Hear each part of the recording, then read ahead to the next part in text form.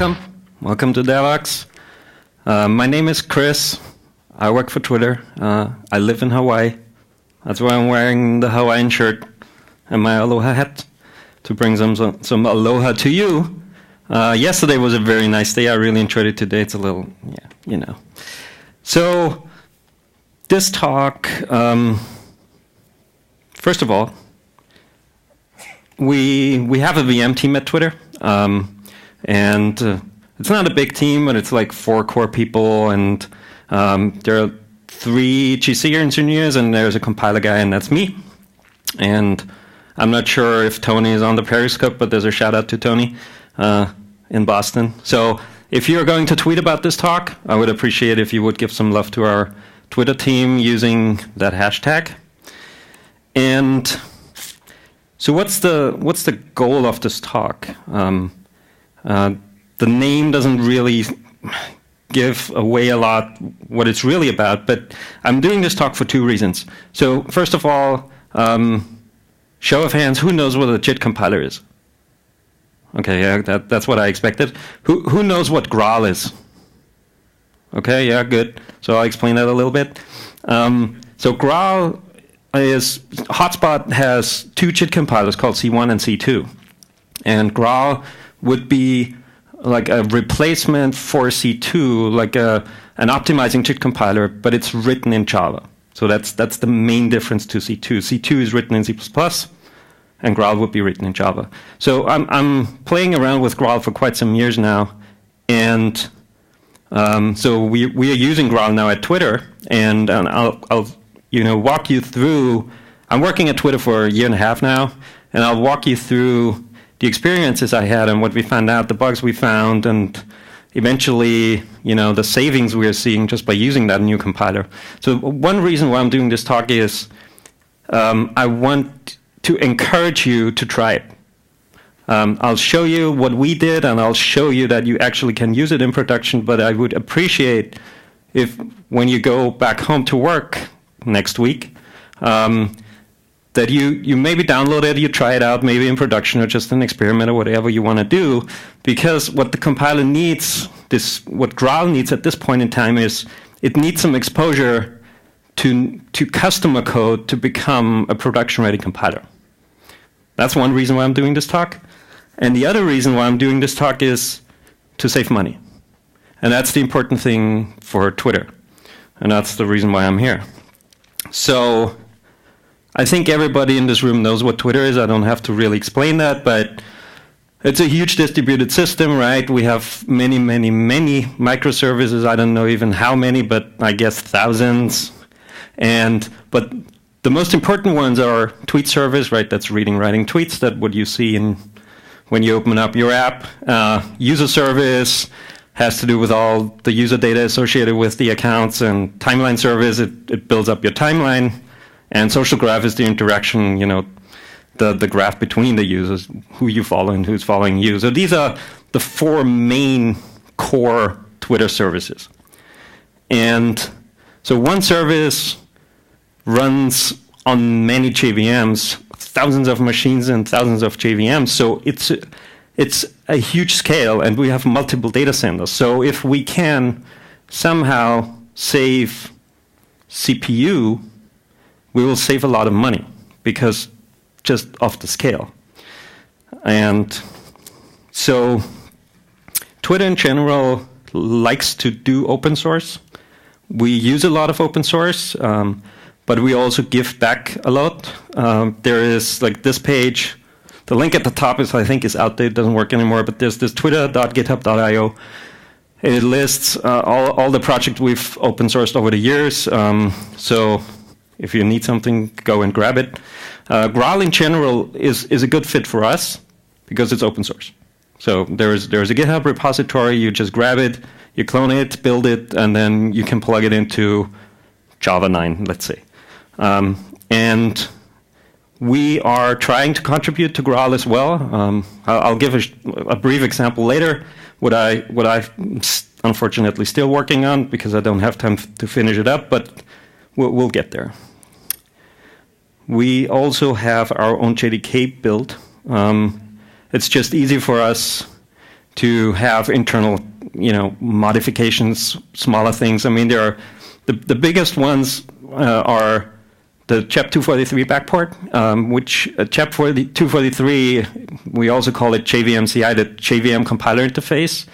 We've included that in JDK 9, but you can't download it in a JDK 8U. So we backported that so we could use, since we're still running on 8, we could use Graal in our own 8 build. And then we have obviously a copy of Graal in it, which is really a one-to-one clone of the GitHub repository, and that's just because the build systems, they don't have access to the internet, and you know all this, right?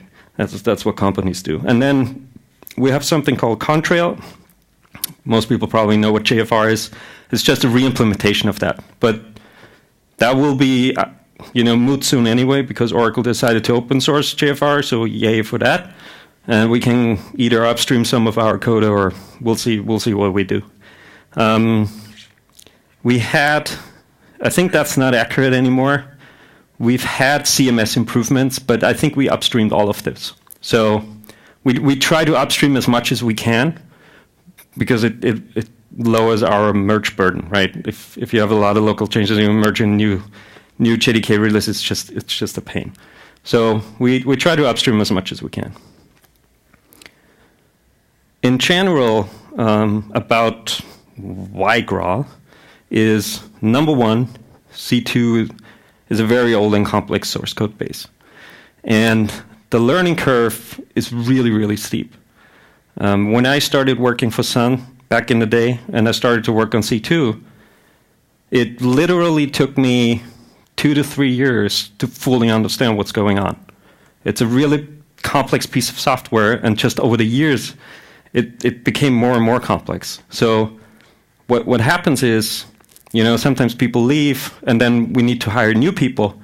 And these new people come in, they are used from their previous experience. Oh yeah, I'll look at a source code for like 2 weeks or 2 months or something, and I'll understand. Okay, that's not happening with C2. I can promise you. And what then happens is that these people, the new people we hired, they get frustrated because they think they're stupid, which they're not. But it takes a while. And then people leave before they actually get really useful for us. So we need to find something better that's easier to understand, where we can hire people again and they are willing to work on it. That's a very important point here. Then there were no major optimizations in C2 anymore the last couple of years. Everything that happened was mostly driven by Intel, because they were coming out with new CPU instructions, AVX, AVX 512 and all that. And so they were writing, do people know what intrinsics are? Intrinsics in the compiler? Oh, okay. So it's basically a piece of handwritten assembly code optimized for a particular instruction set. And then the compiler, when it sees, let's say, I don't know, what's a good example? We have an intrinsic for a string.indexOf, right? You're searching for a string. And if there's a version of that in the core library, it's written in Java, but if you would compile it, it's rather slow. But if you have byte vector instructions, you can implement it much faster. So that's what it is. You handwrite some assembly code, and then you replace that in the compiler with this assembly code. And that's what Intel did, right? Newer instruction sets, wider instruction sets, and they had to rewrite some of these instructions of intrinsics, and that's what was going on. That's cool, but there was no major improvement of, I don't know, C2 has all the optimizations you can think of. It has loop optimizations, it has obviously inlining, it has an escape analysis implementation, auto vectorization, you name it. But we have this for years. It's like no one went in and said, oh, let's rip out the whole escape analysis implementation and write it from scratch. No one did that. And I think at least, and I've seen it, one of the main reasons is it's super hard to do that. If you touch something in C2, you usually break something. So in my personal opinion, C2 reached its end of life a long time ago. It's basically in maintenance mode for many, many years. It just works well. It's a really good compiler, right? Most people are happy with the performance of the compiler.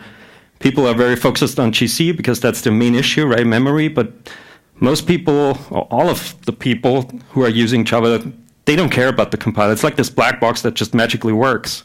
It's just a pain for the engineers to maintain it. So we need something better. And one choice, or one possible replacement is Graal. And I truly believe that is a good replacement. Otherwise, I wouldn't be doing these talks. But it's so much easier to understand. For, I think, mainly two reasons. Is number one, from ground up, it was designed modular, not in the Java 9 module way, but basically a module in Graal is a package. Let's put it this way, right? And there's a screenshot that's rather old, but you can see there are some architecture-dependent packages, and then there are some architecture-independent packages, and the build system makes sure you don't have circular dependencies, and the build system makes sure an architecture-independent package doesn't depend on an architecture-dependent package, and on things like that, right? Things that make sense. So you're not screwing up the code, and so Graal makes sure you're not doing this. And then also very important is the inlining in Graal and the escape analysis. The implementations are, number one, inlining very different, and escape analysis just a better implementation of escape analysis. C2 has basically an escape analysis implemented as the paper describes it, and then Graal has an advanced version of that, which is called partial escape analysis. I'm not going into details here, but let me just tell you it's better, and we'll see that later. So bugs. I started running. I think it was mainly the tweet service. I started running a Twitter service with Graal, and then we found a few bugs, but I think I'm listing 4 bugs, but these were all the bugs we found. Okay, there was nothing else after that. So I'll briefly go through these. The details are not too important. I just want to show you what our experience was. So there was a bug, and it complained it couldn't compile a method because it was an OSR compilation, which means on-stack replacement. Also not really important what it is, but so it couldn't do that because it had locks. And the exception looked something like this. As you can see, the compiler is written in Java. At the very bottom, the frame you see, it's JDK VMCI. That's the JVMCI part. It just says, compiler method, right? And then the compiler is just written in Java, and you see what's going on. And this on-stack replacement phase just failed for a reason. Okay, so I discussed this with an engineer at Oracle Labs, and we said, well, in general, it's not good that it's happening, but it's not a big issue either, because by default, you're running in tiered compilation mode. People know what tiered compilation is? Okay, so as I said earlier, Hotspot has 2 compilers, C1 and C2, and tiered compilation means since C1 is a very simple compiler designed for throughput, so it compiles code quickly, so that you can move away from the interpreter and run on native code, but it's not really optimizing it a lot. And then C2 does all the optimization at a later stage. And so the tiering means you jump from interpretation to C1 compile code and then later to the C2 compile code. That's what tier compilation is. And in this case, the highest tier, it's called tier 4 in Hotspot, but the C2 tier or the Graal tier, the Graal just failed for that particular compilation. And what would happen after it failed for a bunch of times, Hotspot would just flag that particular method on that tier and not try to compile it anymore, and would fall back to a lower tier. You would still end up with native compiled code. It's just not that highly optimized. And in this particular case, the method was not important. It was just lukewarm, so it got compiled after a while, but it was nothing, it was not a service method or anything. It was just a core library method that was compiled. Not that important. Still would be good to have this fixed, right? Because it could be an important method. And in fact, the bug is closed because someone fixed it with, you see, 14 changed files, 1,000 lines of code. So it was a rather big change. But technically, the bug is still open. So if you go on the link, like the bug 128, you will see it's still open. And the reason for that is, after it was fixed, I tried to run it again, and I saw these no unstacked replacement node generated ones, right? The one at the bottom is not that important, but the top two. So, and I discussed this with Tom a little bit, and he says, well, there's a little piece of logic in C2's parser which allows access to static fields within CLinit for class and so on and so on. So the issue there is, while we are compiling the static class initializer, where the compiler tries to access static fields, but since the class is not initialized, you're not really allowed to do that. So C2 has some logic for this, that the method's called, you see, parse static field OK in CLinit. Okay, so since we're the compiler, we know we can access it. You just have the compiler needs to take care of that, right? By default, that's really not the case. But and the comment at the bottom is very important here, because it says better to check now than to de-optimize as soon as we execute. That's the issue. So you're compiling a static class initializer. Usually they're not compiled at all because they're just executed once. So this one is doing a lot of work.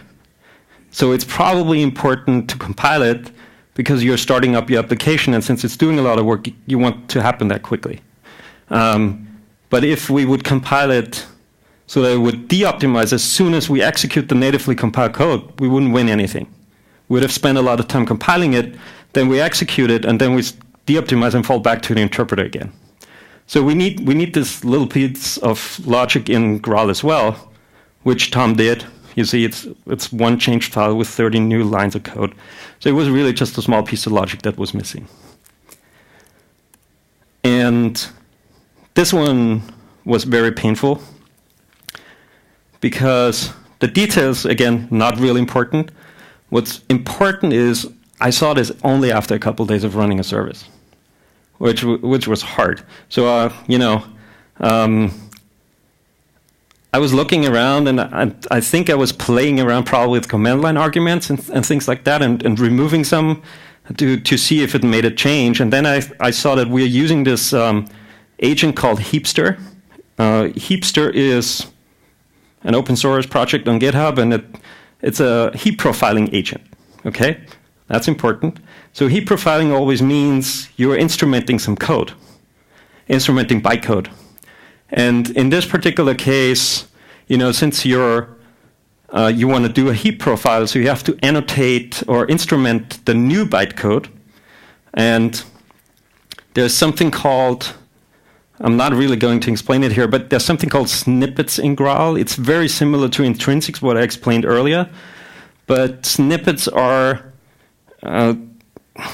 they're written in Java, let's put it this way. They're not written in handwritten assembly, but they're written in Java. So in this case, it was this boxing snippets double value off that used double dot value off, which has a new bytecode in it. And this new bytecode was instrumented. And that's what tripped Graal off, that suddenly some of its own code got changed because the way it's treating snippets. So, Tom and Doug, they were discussing this issue, and then Doug finally said, okay, it's probably time to bite the bullet, which meant a pretty big change in Graal. So, 65 files and 2,700 new lines of code. So that was a big change, but it was very important because in a benchmark setting or an experimental test setting, you're not really using agents, but a lot of people out in customers do. So we did. So we had to fix this, and it's good that it's fixed. So from now on, if you have an agent that instruments especially new because it should just work. And this one is, I was running, I think again, the tweet service, and I was looking at the log files, and the log files were just growing at this rapid pace, and I thought, okay, that's something wrong. So I was seeing these connection exceptions like flying by. And the problem is, if you have microservices and you get a connection exception, you don't know whose fault it is, right? It could be your own service, the one you're running, or it could be someone else who is not accepting your connection or something like this, right? So at this point, I really didn't know what to do to figure out where this is coming from. I was pretty sure it was the compiler, something went wrong, but I didn't know how to really access that issue. So what's usually the best way of handling a situation like this? You just drop it, right? You go and do something else. Maybe later you'll get back to it and it will just come to you. And then I thought, okay, we're using Netty4, so let's just run the Netty4 test suite. Okay, so I did that. And, oh, look, the buffer tests fail. Okay, right? Let's see why that's happening. Turns out there are methods in the core library that are called reverse bytes. Like there's an integer dot reverse bytes and there's a short dot reverse bytes, right? It's just swapping bytes. And that one was broken, which is ridiculous because it's used everywhere. But in this particular case, it just failed. So Tom said, okay, I'll fix that. Easy fix. 5 files, because I think he added a test case and all this, but basically it was a one-line fix. So that was closed. And that was it. These were all the bugs we found. And the last one, let me go back. September 12, 2016. So it's since more than a year, we are running this stuff now, and we haven't found another bug. So for us, the Graal, the compiler, is production ready. Contribution, as I said, Twitter's trying to give back to open source projects, and I thought, okay, what could I do? What would make sense in the short term? And one thing that we have now, and when I wrote the slides, it was before I think Java 9 was released, but now it's already out. And Java 9 has compact strings, right? And unfortunately, the way it's implemented in the compiler is because C2 had an issue with optimizing the byte to char conversion and forth and back, right? Because the engineers tried to write it with unsafe, which would have been my preferred way, because then it would just work with every compiler. But they couldn't get it work with C2, so it was equally fast as with handwritten intrinsics, as I explained earlier. So, unfortunately, they did that, and these handwritten intrinsics are highly optimized, right? They're using SSE or AVX 512, whatever your CPU has, and so we need these intrinsics in Graal as well. It's not rocket science. Basically, you're taking handwritten assembly code and just port it over from C++ to Java, and it does exactly the same thing. It's tedious, but we have to do it so that now with 9, compact strings are as fast on Graal than on C2. So I was working on that a little bit, and at the top you see I did the string compare to intrinsic first because it's the biggest one. So I started with that one, and when you look at the third row, it's like the string is pretty big. It's like 4K, but you see 2600 nanoseconds, and then at the bottom with the intrinsics, it's just 126. So for short strings, first row doesn't really make a difference, right? Because you're only comparing like 1 byte. Okay, what can you optimize there? But when it gets a little bigger, you see even second row, you can already see an improvement. So I'm just showing you this, that this is just the exact same performance at the bottom than C2 has. So the intrinsic just works. It's just, we have to do it, unfortunately. So I'm still trying to wrap that up. Doing these talks now, so I can't really, but we're working on something. So now let's get to the real important part, and these are the results that we are seeing, the numbers, okay? So I was talking about the tweet service a bunch of times, and I was just picking it because it's a very integral part of Twitter, and it's easy to run. So that's why I was using it. It's a finagle thrift service. So finagle is something that Twitter wrote at some point in time. I copied the description here. It's like an extensible RPC system for the JVM used to construct high concurrency servers. I don't know what it is. The important part, it's basically entirely written in Scala. Well, it's 92% of Scala code in the repository. That's important. Most of our services are written in Scala, and this is also important for the numbers that we will see later. So the test setup I have, I started out to do benchmarking and testing in our production cluster. But the problem was it turned out that all the crosstalking and this, it kind of screwed with the numbers a little bit. So I got my own dedicated cluster with exactly the same hardware, same machines, like a bunch of machines, same hardware. And the way I set it up is I run the experiments all in parallel, one configuration setup per machine, and all the instances receive the exact same requests. So that's important because if you have a tweet read request of a tweet that's 1 character long or 140, or today, since yesterday, 280, that makes a big difference of how much you have to process, how much memory you have to allocate on all this. So it's set up, it's running at the same time, same requests. It's dark traffic, so it's read-only. And we were using JVM ZI 0.30, not that important. The Graal version was 0.22. I think now we are at 0.29, but it's pretty much the same. I think if I would rerun the experiment, I would see exactly the same thing. The default setup is tiered, as I explained earlier, with C1 and Graal. So I say here Graal bootstrapping is not an issue for us. The bootstrapping, in general, Graal is written in Java. So bootstrapping here means, since it's meta-circular, if you start compiling a method, like an application method, it's hot and you want to compile it with tier 4, and then Graal kicks in and wants to compile it, since it's Java code, when it compiles your method, it will compile itself, because its own methods will get hot.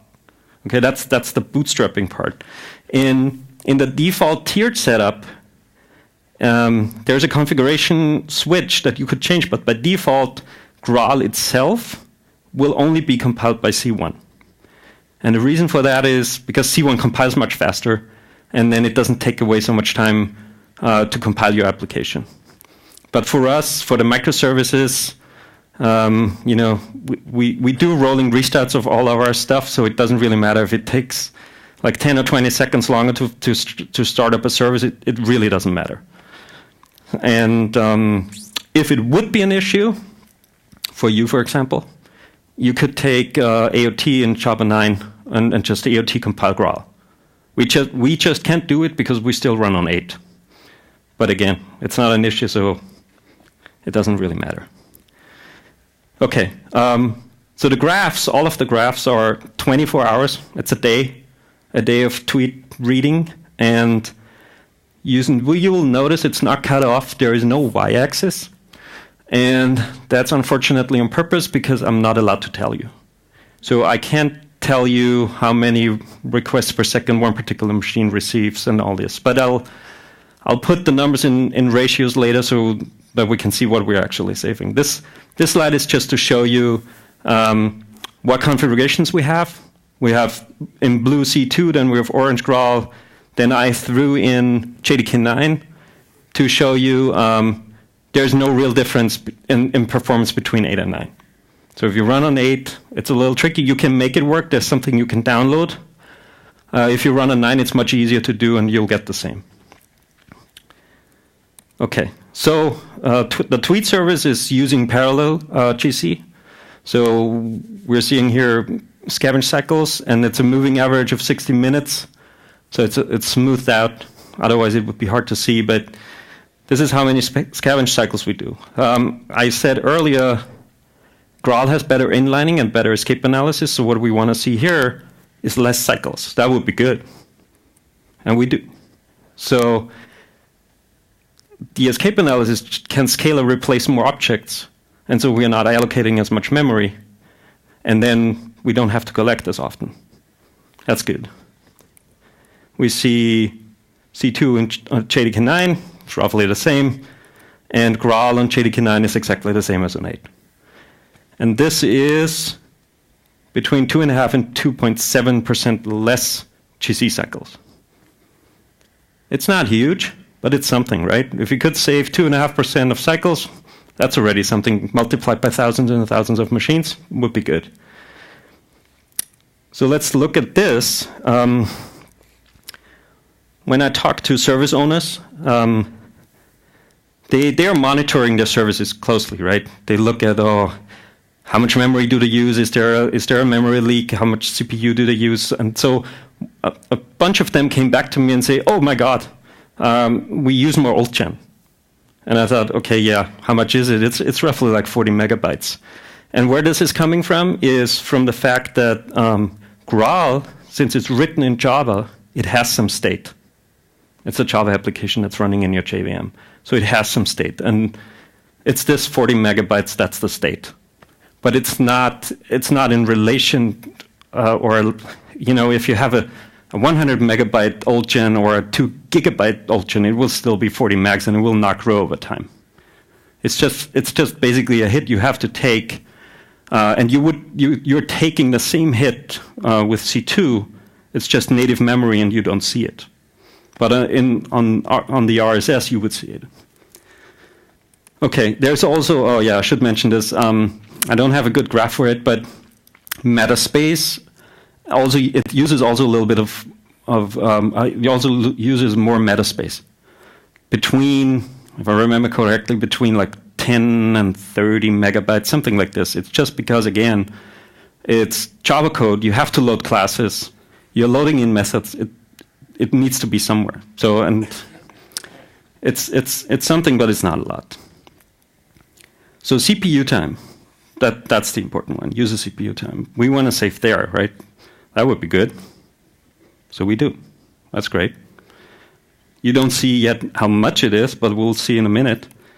Then C2 JDK9, it's slightly faster, but I think that's only a measurement issue here. Sometimes inlining decisions and profiling data are different from run to run, and so I think that's the case, what's happening here. And then Graal on JDK9, same as with 8. So as a ratio here now we have a y-axis, so you can see how much that is, and it is 11%. So we, just by replacing C2 with Graal, running for this particular service, we're saving 11% of CPU utilization.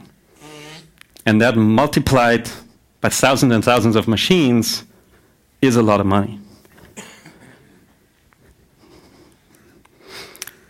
So today, the tweet service runs 100% on Graal in production. So if you tweeted in the last, I think we started running it 100% probably around June. If you tweeted in the last couple months, it was running all through Graal compile code. And also, the other service that I mentioned earlier, for example, the user service and the social graph service, they're also running 100% on Graal in production.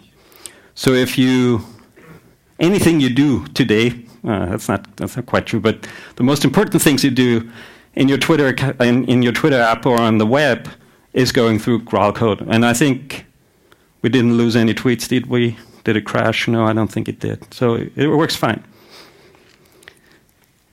One, I think, at least for me, important question is if it's the escape analysis that gives us all the CPU savings. We saw earlier we save a little bit of GC cycles, but it was not like 11%, right? So, but I know that the escape analysis is much better than what C2 has. So let's see if that's where we get the winnings. And so we turn off escape analysis for both compilers, and I had to do a separate run for this. So this day looks slightly different than the one earlier. So I'm just showing C2 and Graal here. And again, scavenge cycles, we just make sure we really have turned it off, and yes, we did. So we're not saving any cycles here with Graal. And the CPU time looks something like this. Okay, we're still saving. That's good. That means that just a better inlining implementation already saves us CPU. And again, as a ratio, that's roughly like half. So even just the inlining already helps you. How much money is this? Well, the problem is I can't tell you. But I thought we'll do a little thought experiment here, and we just make up a company just to get an idea of how much it is. Some people in this room might be running their own data centers or buy a cloud service or something. You guys know how much you spend for it, right? So you can say, okay, if I could save 10% of that, that would X amount of dollars, that would be great. But you know, for other people, let's just do this. So I was Googling some cloud service providers, and I found all these, and they list their numbers in different ways. So I calculated it out. It's like between $72 a year per CPU core and $210. So what can we learn from this? Choose wisely, because you can save a lot of money, but just choosing the right one. So I averaged it out because, again, it's just random numbers. We're making stuff up here. So let's say it's $127 per year per CPU core. So how many cores are we talking? There's an article from 2014, so it's already 3 years old, that Amazon has probably 2 million servers, which is ridiculous. I mean, the one company says 1.5, and the other one, Gartner, says it's 2 million, and then they say Google 3 regions, 8 total sets. Microsoft has 17 regions. You know, so millions of servers. Not all of them are probably running Java, but a bunch of them. So Twitter is not as big as Google or Amazon, but our size is still pretty big. Your company is likely smaller than Google's. So we just pick a random number. Let's say you have 10,000 servers, whatever. And each CPU has usually 24 cores. So let's say $127 per year per CPU core times 24 times 10,000 is $3 million. You would have to pay $3 million to run your data center, basically. And if you could save 11% of this, that would be $300,000. That would be great. That's maybe, I don't know, 1 or 2 more good engineers. I don't know how much money you get paid, but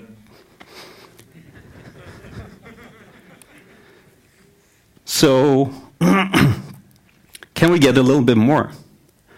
And I thought, you know, there's not a lot you can do with escape analysis, but we all know that inlining is the mother of the optimization. So if you can just make inlining slightly better, maybe we get a little more out of it. And if you can inline more, escape analysis also works better. So I took an afternoon to just play around with some inlining parameters with Graal's policy. It's like 3 switches that you can just play around with, and so I did that a little bit. And I was running this actually at the same time as the first experiment, so that the graph looks familiar. Oops. I didn't want that. Here we go. So I call it experiment. Again, dedicated machine receives the same amount of requests. And you've seen that before. Oh, that's good. So we're saving a little bit of scavenge cycles here. How much? Like 1.5% more. That's really good. With just, you know, tuning an afternoon. CPU time, let's see. Yeah, that's great. That's exactly what we want. So ratio again.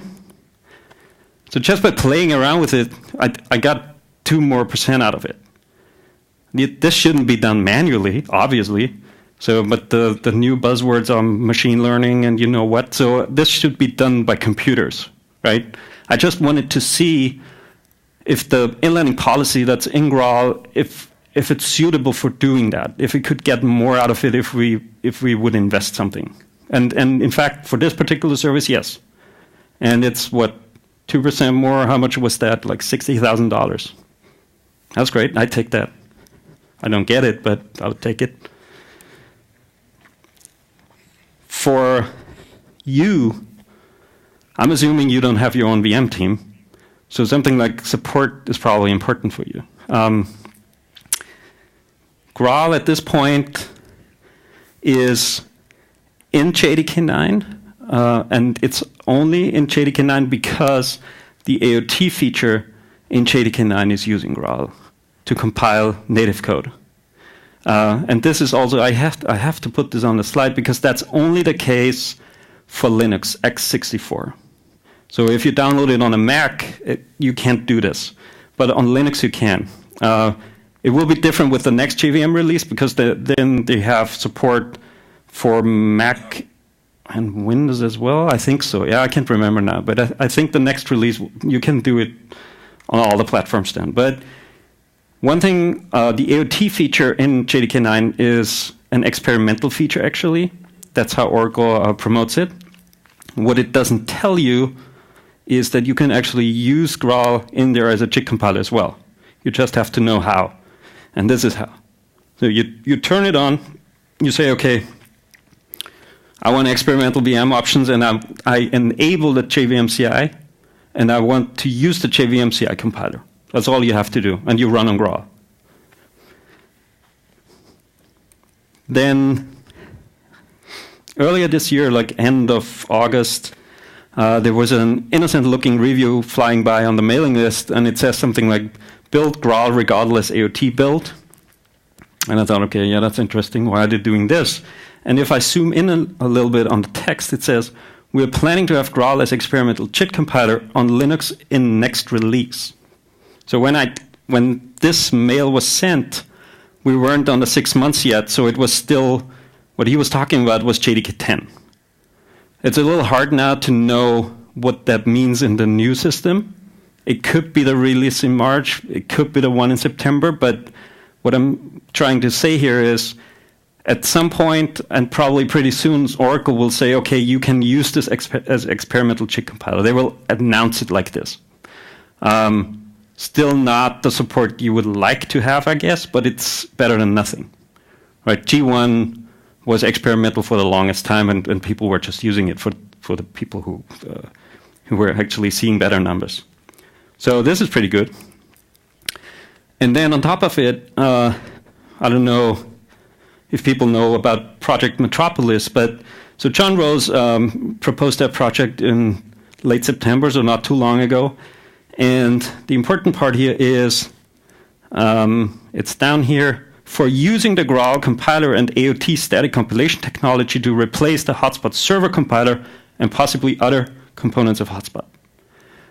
So what this project is about is to replace parts of Hotspot with Java written code. Let's say what one project or one feature we were talking about for the longest time is the bytecode verifier. The bytecode verifier would be so much easier to implement in Java than in C++. And so you would write it in Java, you would AOT compile it, you would link it into the VM, and then there you have it. But the important thing here is the Hotspot server compiler. That's exactly what we want to replace. We want to replace C2. And that's what Project Metropolis is about.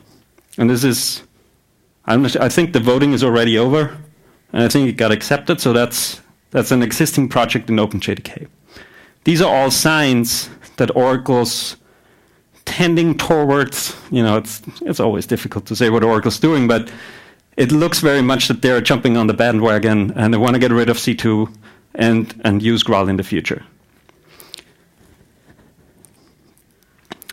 So I have to say this basically. I mean, what we've seen here, especially the 11% of improvement and the amount of dollars we're saving, it's great. But the main reason we are seeing this is because we do Scala. So Scala, and I've talked to Oracle Labs engineers about this a little bit because they they were interested in this in general, and they have more time to do this stuff than it's just the one person at Twitter, right? Scala has a much more polymorphic nature than Java does. And the way Graal does inlining in particular is much more suited for that. That's why we are seeing such big improvements. For Java, it's a very, very different story. So when you run something with Graal, when you run Java code with Graal, it could be like a 50-50 chance if it's faster or not. As I said earlier, C2 is a really good compiler. It's been tuned for 10, 15 years. And it's been tuned so that it works with a wide variety of different applications. So it's very hard to come up with a new compiler that's just better, and especially better in every case. Still, there are, I've seen Java code that runs better on Graal. I've seen Java code that runs worse. So I have to be honest here. It's just, you have to try it. You know, and the things we can run is, at Twitter, as I said, it's basically all Scala code. We have a handful of Java services, and we tried these, and we didn't see an improvement. We saw the same performance, which is already, in my book, a win, because if we want to get away from C2, and we can replace it with something on the source code level better, and we have the same performance, that's a win.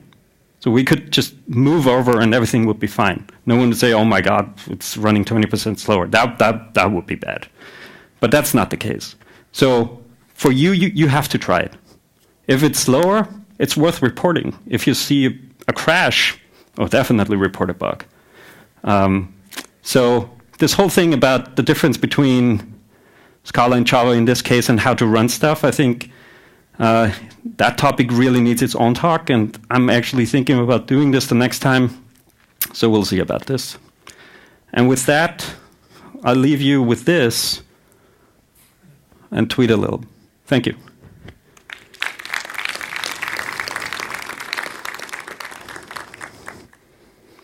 Any questions? Yes? Is there a reason it's not used for all the Twitter services? Oh yes, there is. Because basically, I haven't mentioned this, but the last year and a half, I wasn't doing any software engineering. I was doing social engineering, because I had to convince service owners that it's a good idea to use a compiler that no one else is using in production. That's the reason. It's hard to convince people, right? You find a few people, they're willing to do it. They like shiny new things, and oh yeah, let's try this. And the good thing is we're running the most important services with it. Going beyond these, and these are also instance-wise the biggest ones. All the other ones are much smaller. So it's a lot of overhead for me to go there and explain it and then have them run on the new compiler. The next step would be to do enough testing and then just flip the switch and run everything on Graal. More questions? Yes? Which version of Graal do you use? So I mean, do you use Graal, the normally available one for enterprise, and which version? So we use the open source version. Okay, and which version? Like 0.22, I had it early in the slides. Did you notice any unusual memory usage on the application start? So you can see something if you look closely on application start. Yes, obviously, because you're compiling with Graal, and Graal is using Java heap memory. So for us, it was never an issue because our heap sizes are pretty big. And what happens is that your application during the first, 1 minute, 2 minutes, where most of the compilations happen, it hasn't ramped up fully yet, so it's not using all the memory. And especially in our case with the microservices that accept requests, before they are fully up, they don't accept requests, right? So in these first couple minutes, it doesn't matter how much memory we use for compilation. Can you explain a little bit more about the difference in inlining approach that you have with Graal Well, first of all, I don't have it. I'm not associated with Oracle Labs, so I'm just using this stuff. The way it's implemented in C2 is a very static heuristic. Let's put it this way: like you have all these limits, and you have this bytecode size limits, and then assert bytecodes are not even taken into account, or the other way around actually. So you have all these issues in C2. You know about it. In Graal, it's slightly different. So what they do is they calculate scores for methods. I can't explain to you right now how these are done, but there are some scores, and then they don't look at bytecode sizes, but they look at graph sizes. So when you parse a method and then the graph is like this big, you can kind of say how big the resulting code will be, and that's how it's done. So to clarify, it's more about the heuristics on method sizing is the big differentiation. I would say so, yeah. Thanks. Yes. Is there a way to force inlining in Graal? Yes. There's a flag that says inline everything. It literally inlines everything. Can it be done selectively? But it does not use what it's called. What did we do? I think we also did that in JDK9, the new compiler control. Graal does not use compiler control because it doesn't hook into that machinery. So I don't think there's. I think still the old style of doing. If you do compile command something inline, that might work. Do you need that? Okay. Yes. Does it inline invoke dynamic codes? Because not everything is a lambda, and Yes, it can. okay. So like C2 does that too, right? It can inline through invoke dynamics and through the whole lambda form, and then inline basically your eventual callee into the caller, so that all the stuff in between gets folded away. That's what C2 does, and Graal does that as well. Yes. You notice the same improvement in production as the one in your simulation? Almost, yes, almost. As I said earlier, I didn't do further experiments in the production because of all the crosstalking, and we utilize our machines as much as we can. So in production, I think on average, we're seeing 8%, with all what's happening on the machine. But it's still, it's a lot. There was a question up there still. Yeah. You're seeing that 8% improvement in processing power, but does it also impact your response times? Yes, slightly. It does. So we're not. The improvement is in CPU utilization because the service is still receiving the same number of requests. It's not getting more. So the front end that basically sends out the requests doesn't know that it's using less CPU. So it's just using less. And then what's usually happening is, since especially when escape analysis kicks in and you inline a little bit more, if you don't have to allocate an object, you don't have to execute that code. And then if you scalarize it, then your values live in registers, so just the access is quicker and all this. So the code is it's more tight. It usually runs slightly faster, and that comes out with the P latency times are usually a little bit better. Time's up, but maybe another question? No? Okay, thank you.